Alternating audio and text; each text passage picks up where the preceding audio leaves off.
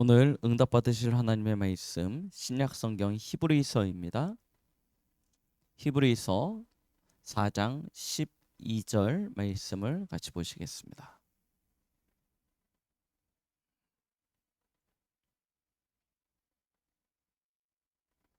자, 히브리서 4장 12절 다 찾으셨으면 우리 같이 합독하시겠습니다. 하나님의 말씀은 살아있고 활력이 있어 자위의 날선 어떤 검보다도 예리하여 혼과 영과 및 관절과 골수를 찔러 쪼개기까지 하며 또 마음의 생각과 뜻을 판단하나니. 아멘. 오늘은 신앙의 발판 네 번째입니다. 하나님의 말씀이란 제목을 가지고 우리 함께 이 시간 은혜를 받도록 하겠습니다. 히브리서 4장 12절을 본문으로 해서 함께 우리가 은혜 받도록 하겠습니다. 현장에서 힘있게, 세상에서 힘있게 살아가는 사람들 보니까요, 기본적으로 복음이 있고 없고를 떠나서 가지고 있는 공통된 특징이 있더라고요. 그게 무엇인가 봤더니 자기 자신에 대한 자부심이 늘 있었습니다. 그리고 자기 존재에 대한 그런 굳은 확신에 딱 있었어요. 그리고 자기가 하고 있는 그것에 대한 자긍심이요.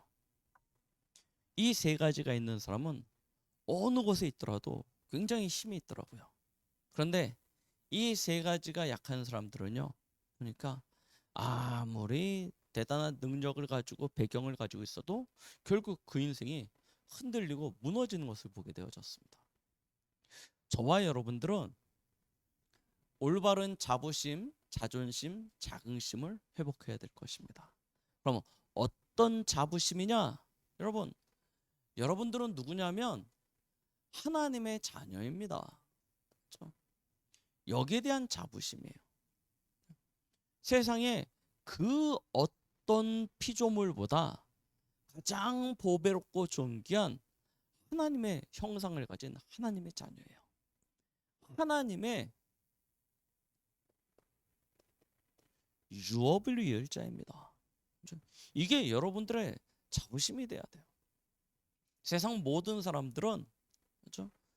진짜 잠시 있다 없어질 것, 아니, 풀과 같고 꽃과 같은 그런 잠시 있다 없어질 육신적인 것을 가지고서도 굉장히 자부심 느끼거든요. 그런데 우리는 영원한 것을 가졌습니다. 세상의 그 모든 것 위에 하나님께서 우리를요, 만물 위에 선 존재로 세우셨습니다. 여기에 대한 자부심이요. 그래서 여러분들은 진짜 자기 존재에 대해서 확실하셔야 돼요. 여러분들은 렘넌트입니다. 잊지 마세요. 나는 렘넌트예요. 렘넌트가 뭐냐? 하나님의 새로운 시작이라니까요. 하나님의 마지막 희망입니다. 이 땅에 남은 하나님의 거룩한 씨가 바로 여러분들입니다. 확신 가지세요. 하나님이 이 시대에 여러분들을 은혜로 남은 7천 제자로 부르셨습니다. 이거 딱 가지셔야 됩니다. 그러면 뭐가 나오냐? 여러분들이 하고 있는 그 일이죠. 전도와 선교. 여기에 대한 자긍심이 나옵니다. 나는 직장 다니고 있는데요. 나는 학생인데요. 그것이 하나님이 하시는 일이라니까요. 전도와 선교와 연관되어진 하나님의 일입니다. 그래서 내가 하고 있는 일이 사람들은 별 보잘것없는 일이라고 이야기할지 모릅니다. 그렇죠? 집에서 맨날 살림만 하는데 뭐 대단한 일이냐 라고 사람들이 이야기할지 몰라요. 그런데 그게 세계복음화의 응답 속에 있다니까요. 그래서 그 일이 최고의 일이 되는 것입니다. 우리 랩런트들이 세상에 나가면 가장 밑바닥부터 시작하거든요. 그러면 열심히 대학교 나오고 대학원 나와가지고 세상에 딱 나갔는데 가장 밑바닥이야. 일단 자기 자신에 대한 존재감부터 떨어지기 시작합니다. 그런데 거기서 이 비밀을 회복하게 되어지면 지금 내가 하고 있는 일이 하나님의 일이 되는 것입니다. 여러분들이 선 현장이 하나님의 현장이 되는 것입니다. 이유 없는 현장이 없어요. 이유 없는 일이 없어요. 하나님이 여러분들에게 세계복음화를 맡기셨습니다. 그 일을 내가 하고 있는 거예요. 그러니까요, 우리의 자세 다 달라지겠죠. 우리의 태도 다 달라지겠죠. 하나님 앞에서 하나님의 일을 우리가 대신하고 있는 것입니다. 그러면 대충 날림으로 막 그냥 적당히 이 수준으로는 아니라니까요. 다 밖에 어디서 나오냐? 여기서 나와요. 자부심, 자존심, 자긍심. 이거 회복하면요, 반드시 옵니다. 어떤 응답이 오냐? 서밋의 응답이 와요. 이 축복이 당연히 따라오게 되어져 있어요. 그럼 이걸 우리가 어떻게 누릴 수 있냐? 그래서 지금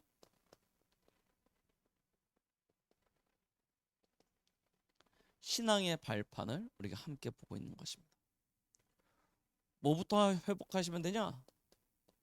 진짜 믿음부터 회복하시면 돼요. 그래서 첫 번째가 하나님의 주권이었죠. 하나님의 주권을 믿는 믿음부터 회복하십시오.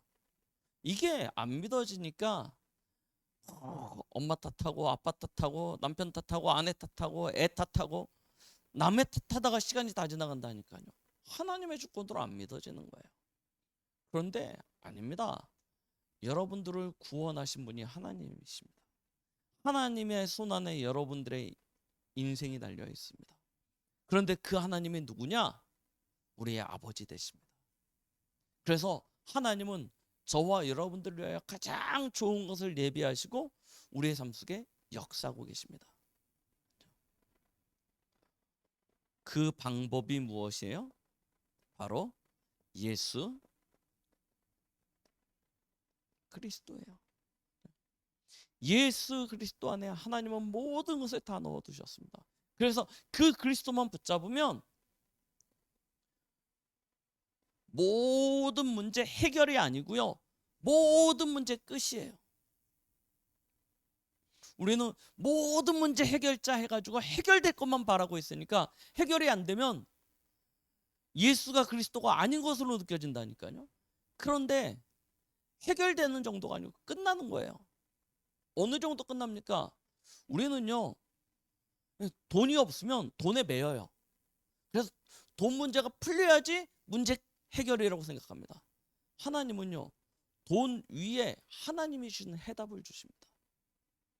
건강이 늘 문제인 사람은 건강 붙잡히면 모든 것 안 돼요. 그런데요, 하나님은요, 건강 위에 하나님이 주시는 해답을 주십니다. 그래서 건강을 뛰어넘는 하나님이 주시는 힘을 얻게 하셔요.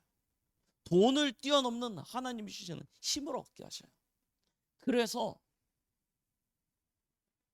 이 응답을 주신다니까요. 속지 마십시오.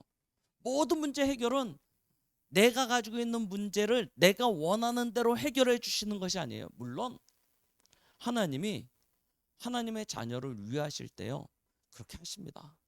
여러분들의 마음에 소원하고 간구하는 바를 들어 응답해 주십니다. 그런데 그거 이전에 먼저 갖길 원하시는 것이 바로 하나님이 주신 답을 얻길 원하세요. 답을 가지면 하나님께서 거기에 하나님의 응답으로 문제 해결도 허락해 주세요. 근데 우리는 하나님은 답을 얻기 전에 문제부터 해결되어지길 원해요. 그래서 늘 문제만 오면 문제 가운데 빠집니다. 답을 얻으세요. 끝입니다. 끝. 그리스도 안에서 다 끝났어요. 그걸 하나님이 우리에게 어떻게 누리게 하시냐? 하나님이 주시는 힘으로요. 그래서 우리 지난주에 성령의 역사에 대해서 함께 말씀을 받았죠. 하나님은요, 하늘 보좌의 모든 능력을 가지시고 우리와 함께 하시며 우리의 삶 속에 역사하고 계세요. 이걸요, 우리가 실제로 누리는 것입니다. 그러면 그게 우리가 세상 가운데서는 권세가 되어져요. 권능이 되어져요. 그래서 모든 만물을 다스리고 정복하는 축복을 누리게 되는 것입니다. 오늘 네 번째입니다. 하나님의 말씀. 우리는 이렇게 말씀을 들어도 그죠? 실제로 확인하고 증거를 붙잡아야 돼요. 증거를 붙잡지 못하면 이게 말씀은 목사님이 하는 말 같고 그죠? 현실은 우리에게 피부로 와닿으니까 뭐가 더 중요하게 느껴지냐? 현실이 더 중요하게 느껴져요. 그래서 하나님이 저와 여러분들에게 눈에 보이도록 하나님의 말씀을 기록하셨어요. 그게 바로 성경입니다. 성경은 제 말도 아니고요. 어떤 선인들의 말도 아닙니다. 성경은 하나님의 말씀이에요.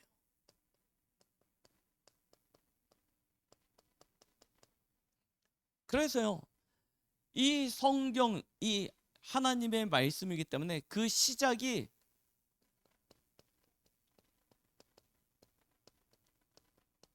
하나님께로부터 시작되어졌다니까요. 성경의 맨 앞에 태초에 하나님이 천지를 창조하시니라 라고 말씀하고 계십니다. 그죠? 적었죠? 그렇게. 그 다음에 뭐가 있냐면 땅 위에는 어둠이 흑암과 혼돈을 가지고요. 온 수면 위를 운행하고 있었다. 1장 2절입니다. 거기에 하나님이 뭐라고 하시냐면 빛이 있으라 하심에 빛이 있었고 하나님이 보시기에 좋았더라. 기록하고 있습니다. 이게 1장 3절이에요. 흑암, 혼돈, 공허만 가득한 세상에 하나님이요 세상을 여시는데 어떻게 여시냐? 말씀으로요. 빛이 있으라 하심에 빛이 있었고. 요한복음 1장 1절로 4절을 보면 태초에 말씀이 계시니라. 이 말씀이 하나님과 함께 하신 이 말씀이 곧 누구래요? 하나님이시니라 말씀하셨죠.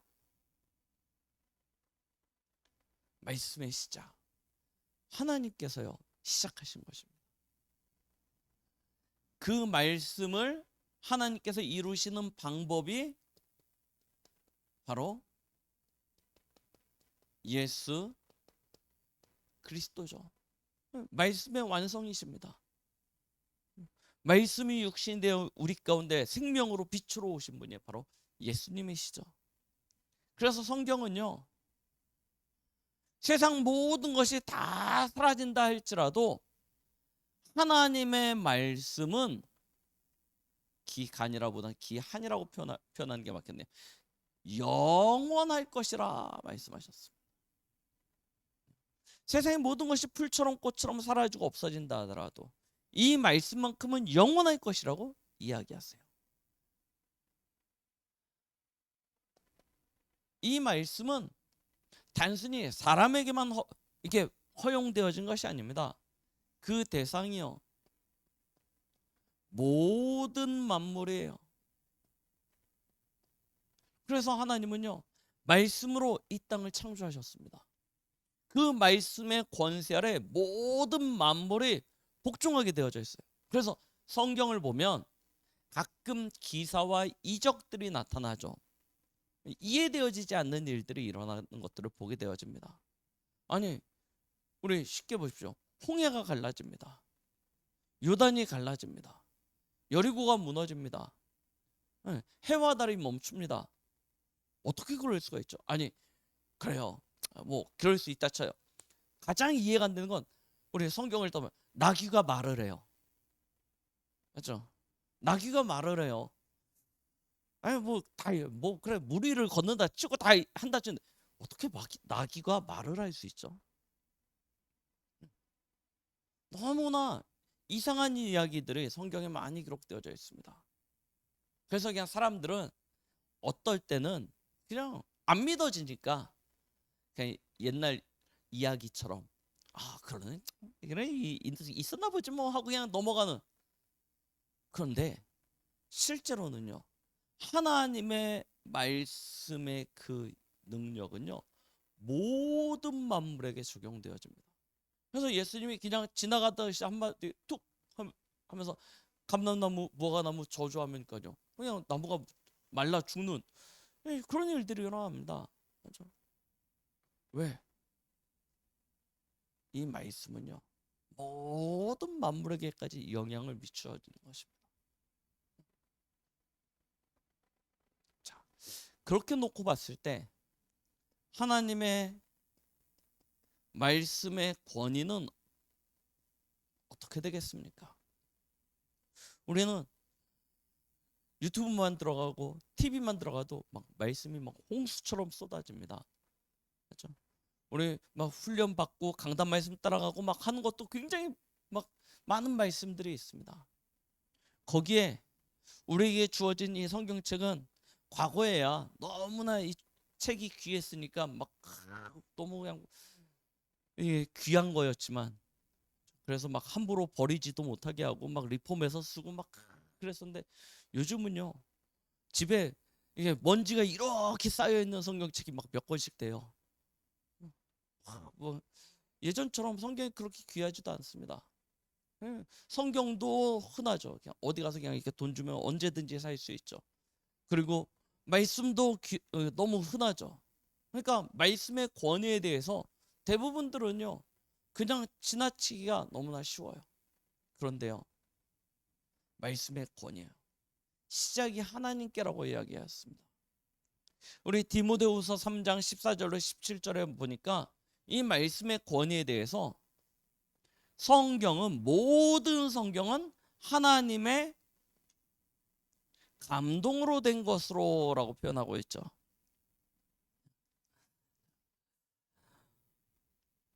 이 성경은 우리가 여러분들이 뭐 여러 번 들으셨겠지만 약 14세기, 15세기에 걸쳐서 40여 명의 저자들을 통하여 기록이 되어졌습니다.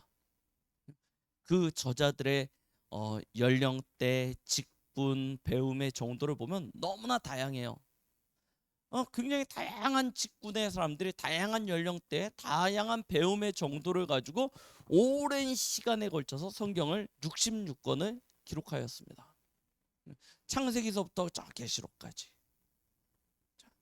이렇게 놓고 봤을 때 이거는 그냥 사람들이 그때그때 감동에 자기에게 그냥 이렇게 은혜 받은 거를 적었거나 아니면 자기의 히스토리, 성경 보십시오. 어떤 거는 편지의 글도 있고요, 어떤 거는 사랑의 고백도 있고요, 어떤 거는 시도 있습니다. 너무나 다양한 형식을 가지고 기록되어져 있기 때문에 이거는 그냥 믿음의 사람들의 이야기들을 막 짜집기 해가지고 한 권으로 묶은 것 아니냐라고 그렇게 이해되어질 때도 있습니다. 그런데 성경은 동일하게 이야기하고 있어요. 저 창세기부터 계시록까지 다 뭐라고 이야기했냐면 하나님의 감동으로 기록되어졌다. 베드로후서 1장 20절로 21절에 보니까 먼저 알 것은 성경의 모든 예언은 사사로이 풀 것이 아니니 예언은 언제든지 사람의 뜻으로 낸 것이 아니요 오직 성령의 감동하심을 받은 사람들이 하나님께 받아 말한 것임이라 라고 기록하고 있습니다. 기억하시라니까요. 베드로후서 1장 20절로 21절에요. 성령의 감동을 받아 하나님께 받아 말한 것이라고 이야기해요. 그래서 성경은 이 하나님의 말씀되어진 이 글에 대하여 오류가 없다, 무오함, 무오성을 이야기하고 있습니다. 오류가 없어요. 다른 이야기로 하면 완전하다는 것이겠죠. 그래서 성경에 대해서 뭐라고 이야기하고 계십니까? 이 성경이 그렇기 때문에 가지고 있는 권세는 신적인 권세요. 그래서 이 기록되어진 말씀을 읽는 자, 듣는 자, 그 가운데 지켜 행하는 자는 누구든지 복을 받는다라고 성경은 말씀하고 계십니다. 마태복음 5장 18절 말씀에는 이 성경에 대해서 뭐라고 이야기하고 계십니까? 1.1획도 변하지 않고 다 이루어질 것에 대하여 말씀하고 계세요. 그렇기 때문에 계시록 22장 18절로 19절 말씀에 경고하고 계십니다. 뭐라고 이야기하시냐면 내가 이 두루마리의 예언의 말씀을 듣는 모든 사람에게 증언하노니 만일 누구든지 이것들 외에 더하면 하나님이 이 두루마리에 기록된 재앙들을 그에게 더하실 것이요 만일 누구든지 이 두루마리의 예언의 말씀을 제하여 버리면 하나님이 이 두루마리에 기록된 생명나무와 및 거룩한 성의 참여함을 제하여 버리시리라 말씀하고 계십니다. 무슨 얘기입니까? 더하지도 말고 빼지도 말라는 거예요. 그죠? 이 말씀의 권위를 여러분들 기억하시라니까요. 오늘 저희가 읽었던 히브리서 4장 12절 말씀 뭐라고 이야기하시죠? 하나님의 말씀은 살았고 활력이 있어 운동력이 있다는 거예요. 죽은 말씀이 아닙니다. 그냥 글로 기록되어진 문자로 인쇄되어진 그냥 종이 쪽지가 아니라는 거예요. 지금도 살아있고 운동력 있는 말씀이라는 거예요. 그래서 세상 모든 것이 다 없어지고 사라진다 할지라도 여호와의 말씀은 반드시 이루어지고 성취되어지고 있는 것입니다. 이 성경에 대한 권위, 이걸 여러분들이 실제로 믿는다면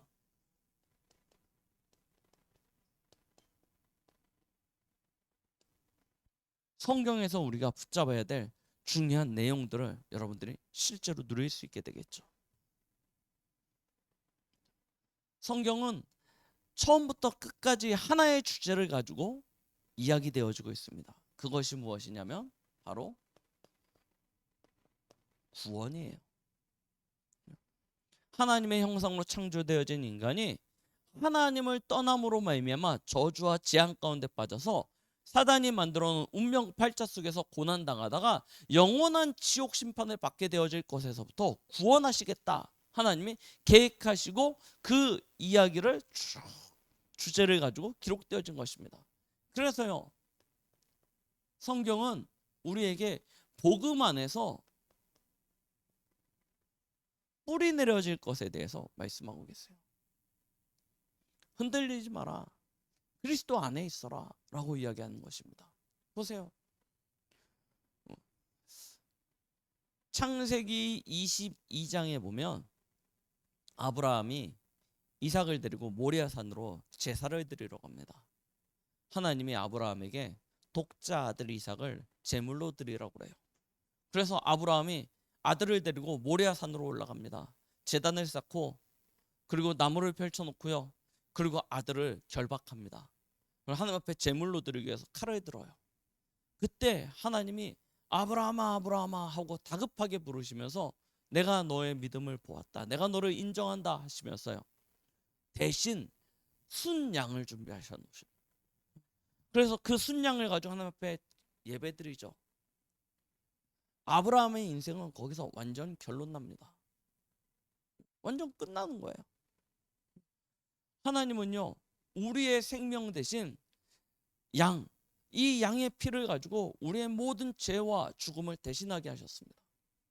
모든 저주와 재앙을 그 양의 피로 사하셨습니다. 그 양의 피를 바른 자는 하나님 앞에 나아갈 수 있는 축복을 주신 것입니다. 그래서 출애굽기 3장 18절, 노예 시대죠. 애굽에 노예되었던 이스라엘 백성들에게 하나님은 제일 먼저 모세를 통하여 희생제사, 이 피제사 회복하라고 말씀하십니다. 그리고 그 증거로 유월절 어린 양의 피를 잡아서 문설주와 임방에 바르라고 이야기하시죠. 그리고 그 피를 바른 날 출애굽의 응답을 받게 되어집니다. 다른 것이 아니에요. 예수 그리스도 이 피 언약, 구원의 언약 붙잡으라는 거, 그거 붙잡으면 모든 문제 끝나고 해방이라는 것입니다. 그래서 포로 시대 때, 바벨론에 포로되어졌을 때 하나님이 이사야 선지자를 통해서 주신 말씀이 힘내라, 견뎌라가 아니고요, 보라 처녀가 잉태하여 아들을 낳으리니 그 이름을 임마누엘이라 하리라 하라라고 말씀하시는 것입니다. 이사야 7장 14절이에요. 전혀 안 맞지 않습니까? 그렇죠? 열심히 마음을 합쳐서 딴짓하지 말고 힘내서 대항하고 대적하고 독립을 위해서 열심히 투쟁하고 이렇게 말씀하는 것이 맞는데, 그게 아니고요, 메시아 그리스도에 대해서 말씀하세요. 이스라엘 백성들이 그 언약 회복하게 되어졌을 때 다시 출 바벨론 하게 되어지는 응답을 받게 되어집니다. 속국 시대였습니다. 로마가 이스라엘을 속국 삼았던 시대. 하나님이 주시는 답은 또 마찬가지였습니다. 마태복음 16장 16절, 주는 그리스도시요 살아계신 하나님의 아들이십니다 라는 이 언약 회복하게 하시는 거예요. 그거 붙잡았더니 하나님은요, 저 초대교회를 통해서 250년 만에 로마를 복음화하는, 로마가 기독교를 국교로 선포할 수밖에 없는 그런 흐름을 만드세요. 하나님은요, 언제든지 그리스도를 나부어 주십니다. 그 안에 구원이 있고 그 안에 참 해방이 있고 참 승리가 있습니다. 중세 시대였습니다. 종교가 타락하고 교회가 타락하고 온 땅이 흑암에 물들어 있던 그때, 하나님은요, 루터라는 한 종교개혁자에게 말씀하십니다. 복음에는 하나님의 의가 나타나서 믿음으로 믿음에게 이르게 하나니 오직 의인은 믿음으로 말미암아 살리라. 이 언약 회복하게 하시는 것입니다. 복음 붙잡으라는 거예요. 그리스도 붙잡으라는 거예요. 그래서 루터가요, 그 언약 붙잡고 종교개혁했잖아요. 중세 암흑기가 끝나버렸습니다. 하나님은요, 성경의 말씀을 통해서 무엇을 주시냐? 우리 인생에 참된 구원을 주십니다. 그래서 복음 붙잡으라고 이야기하고 계시는 거예요. 우리가 이 복음을 정확히 붙잡을 때 하나님이 주시는 영적 지식을 회복하게 되어집니다. 많은 사람들이 영적 지식이 없어서 망해가고 있어요. 호세아 4장 6절 말씀이죠. 영적 지식이 없어서 망해간다니까요. 세상 지식이 부족한 것이 아닙니다. 영적 지식. 그래서 영적 지식이 없으니까 영적 문제가 뭔지 몰라요. 원래 그런 줄 알아요. 재수 없어서 그런 줄 알아요. 내 운명이 그런 줄 알아요. 사실은 하나님 떠나서 온 문제 아닙니까? 죄 때문에 사단에게 잡혀서 온 문제라니까요. 영적 문제예요. 그 영적인 문제를 영적인 존재인 사단이요, 계속 건드리는 것입니다. 그래서 여러분들의 인생을 멸망으로 빠뜨려 버려요. 지옥으로 끌고 가요. 여러분 개인만 아니고 후대까지 영원한 저주와 재앙으로 사단이요.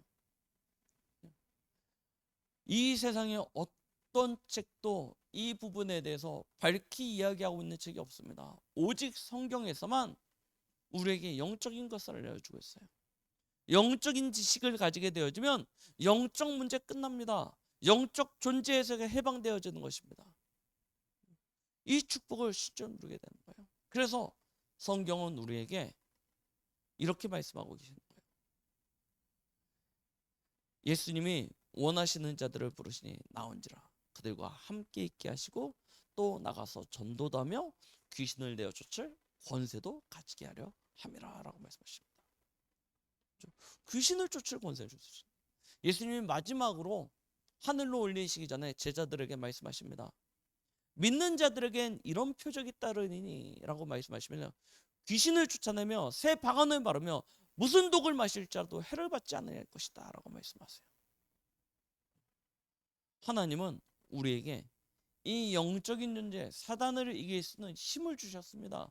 이걸 여러분들이 실제로 누리는 거예요. 그러면 여기서 우리의 삶이 나오잖아요. 삶이 보이는 것입니다.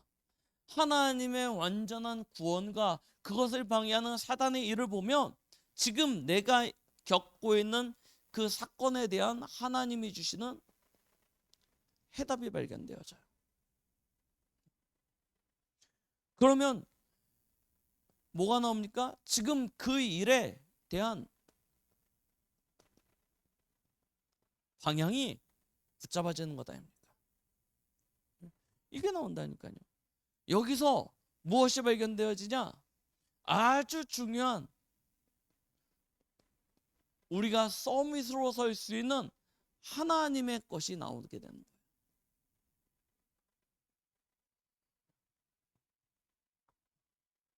성경은요, 그래서 이 축복 누리게 하신다니까요. 구원 받았냐? 성경 쭉 보세요. 구원 받았냐? 구원 받았으면 너희를 속이고 미혹하는 존재가 있음을 알아라 라고 이야기하십니다. 그리고 구원받은 자는 이렇게 살아야 된다라는 것을 쭉 설명해 주고 계세요. 이게 창세기부터 계시록까지 한 권 한 권을 읽어보시라니까요. 같은 형식이요, 계속 반복되어져 있습니다.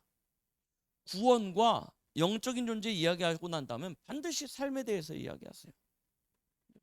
이것을 교훈 삼아서 우리에게요, 무엇을 갖게 하시냐면 진짜 하나님이 우리에게 허락해 주시는 비전을 찾게 하시는 거예요. 하나님이 내게 주신 나의 비전이 발견되어지면 그것은 반드시 응답되게 되는 것입니다. 그럼 그 응답을 가지고 뭐 하냐? 우리는 전도와 선교, 세계복음화 이 길로 나아가게 되는 거예요. 말씀은요, 우리에게 완전한 것을 허락하여 주십니다. 하나님이 사람을 창조하셨을 때 하나님의 형상대로 창조하시고 그리고 나서 주신 축복이 네 가지죠. 생육하고 번성하고 다스리고 정복하도록 하나님께서 사람에게 축복하십니다. 이 축복의 삶을 회복할 수 있도록 성경은요, 늘 이와 같은 이야기를 계속 반복하고 계세요. 여러분들이 그냥 말씀을 워낙 영적인 문제 때문에 힘드셨으니까 구원받은 것만으로도 감사하다, 그것만으로도 충분한데요, 실제로 그럼에도 불구하고 우리의 인생 속에서 저와 여러분들을 대적하는 존재가 있지 않아요. 그 사실을 아시고 하나님이 우리의 삶 속에서 주시는 하나님의 것을 찾아보십시오. 그러면 그 끝에 하나님이 주시는 응답의 열매가 기다리고 있는데요, 얼마만큼 하나님께서 역사하십니까? 보호자의 축복을 가지고 시공간을 초월하여 저와 여러분들의 237 현장에 빛이 되어질 만큼 하나님께서 우리에게 축복하시는 것입니다. 그래서 진짜 말씀의 언약 붙잡은 사람은요, 서밋의 자리에 서게 됩니다. 여러분들이 그걸 진짜로 누리시라니까요. 여러분들의 삶과 성경이 일치되는 축복이죠. 말씀과 나와 현장이 딱 맞아떨어지는 그 축복이요. 이걸 여러분들이 실제로 누려보십시오. 대표적인 사람 볼까요? 창세기 37장 1절로 11절입니다. 하나님이 요셉에게 말씀하십니다. 요셉에게 말씀하셨는데 하나님이 주신 말씀과 언약과 그 비전이 어떻게 이루어지냐? 전혀 생각하지 못하는 결과로 연결되어지는 거예요. 노예로 끌려갑니다. 이게 얼마나 힘듭니까? 갑자기 노예가 됐어요. 하루아침에. 저 히브리 지방에서 아버지 사랑받으면서 잘 그냥 곱디곱게 자라던 요셉이 갑자기 이스마엘 사람들의 손에 끌려가지고요, 애굽의 노예로 팔려갔습니다. 거기서요, 대부분은 말씀도 놓쳐버리고 삶도 실패하고 다 무너져요. 그런데 뭐 했냐? 말씀과 나와 현장을 가지고 딱 일치시켜버린 거예요. 어떻게 해요? 이거 찾아가면서요. 그 증거가 뭐냐? 창세기 45장 5절에 보면요, 요셉이 나중에 형들을 만나서 이야기하죠. 뭐라고 얘기합니까? 형님들이 나를 애굽의 팔았음으로 인해서 두려워하지 마십시오. 당신들이 나를 판 것이 아니고 하나님께서 당신들과 당신들의 후손의 목숨을 보존하기 위하여 나를 먼저 앞서 애굽으로 보내셨습니다 라고 고백해요. 말씀과 나와 현장이 딱 맞아떨어지는. 그러니까 뭐 총리가 된 게 중요한 것이 아니고요, 진짜 말씀 가운데 거하는 삶이 되는 것이잖아요. 이게 최고 응답 아닙니까? 사도행전 9장 15절 보세요. 하나님이 이 바울을 부르실 때요, 이 사람은 이스라엘과 임금들과 이방인들을 위하여 택한 나의 그릇이다. 하나님께서 바울에게 처음부터 하나님의 말씀을 주십니다. 그 말씀을 붙잡고요, 바울은요 일평생 달려갑니다. 때로는 돌에 맞을 때도 있고, 때로는 죽음의 위기에 처할 때도 있고, 때로는 큰 응답 가운데 거할 때도 있었습니다. 그런데요, 바울이요, 그 말씀을 붙잡고 하는 고백 보세요. 사도행전 19장 21절.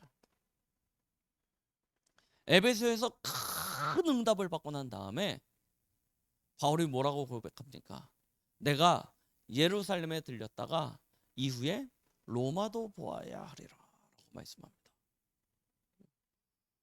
바울은요, 그래서 그 말씀 붙잡고 예루살렘으로 올라가 가지고요, 거기서 유대인들 손에 붙잡혀요. 바울은 나면서부터 로마 시민권자입니다. 뭐라고 그러죠? 그 면제권이 있어요. 그래서 이 로마 시민권은 유대인의 법에서 면제권이 있습니다. 그래가지고 벌 받을 이유가 없어요. 그런데요, 이 바울이 뭐라고 이야기하냐? 내가 가이사 앞에 항고하겠다. 내가 억울하게 로마 시민권인 자 내가 이 유대 여기 이 시골에서 억울하게 이렇게 법정 앞에 섰으니까 내가 이거 억울해서 못 살겠다. 내가 가이사 앞에 서야 되겠다 하고 오히려요, 자신이 가지고 있는 로마 시민권을 가지고 가이사 앞에 항소해요. 그래서 가이사 앞에 갑니다. 왜 그러냐? 이거 붙잡고요. 그러니까요, 감옥에 갇혔을 때 하나님이 뭐라고 얘기하냐면 두려워하지 마라. 네가 가이사 앞에 서야겠고 이야기합니다. 저 배 타고 가는데 풍랑만 났는데 다 죽게 됐다고 하는데 하나님이 천사를 보내셔서 하시는 말씀이 뭐라고 얘기하냐면 두려워하지 말라는 거예요. 네가 가이사 앞에 서야 할 것이다. 내가 이 배에 탄 사람을 다 너에게 붙여주겠다. 하나님이요 하시잖아요. 그러니까 그냥 말씀을 머리로 가지는 것이 아니고 실제로 딱 마음에 담고 그 말씀 안에 거하는 삶, 말씀과 나와 현장이 하나 되어지는 삶, 하나님은요 그 사람의 삶 속에 역사하십니다. 갈라디아 3장 28절이요. 링컨이 그랬죠.